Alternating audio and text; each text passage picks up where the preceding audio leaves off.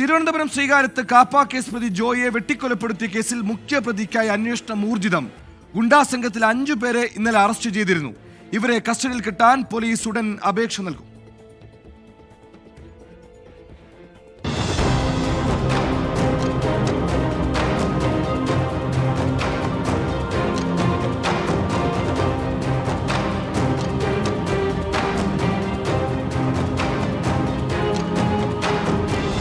കൊലപാതകത്തിന്റെ മുഖ്യ സൂത്രധാരൻ എന്ന് കരുതപ്പെടുന്ന തിരുവനന്തപുരം ചാല സ്വദേശി അൻവർ ഹുസൈന് വേണ്ടിയുള്ള വ്യാപകമായ അന്വേഷണമാണ് നടക്കുന്നത്.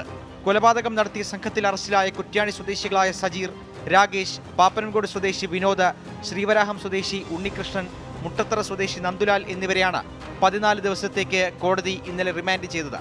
പ്രതികളെ കൂടുതൽ ചോദ്യം ചെയ്യുന്നതിന് ഉടൻ കസ്റ്റഡി അപേക്ഷ നൽകും. വിനോദയാത്ര പോകാനെന്ന പേരിൽ വാടകയ്ക്കെടുത്ത കാറിലെത്തിയാണ് പൗടിക്കോണം സൊസൈറ്റി ജംഗ്ഷനിൽ വെച്ച് പ്രതികൾ വെട്ടുകത്തി ജോയിയെ വെട്ടിപ്പരിക്കേൽപ്പിച്ചത്. അരമണിക്കൂറോളം റോഡിൽ രക്തം വാർന്നു കിടന്ന ജോയിയെ പോലീസ് എത്തിയാണ് മെഡിക്കൽ കോളേജ് ആശുപത്രിയിലേക്ക് മാറ്റിയത്. ചികിത്സയിലിരിക്കെ ജോയി മരിച്ചു.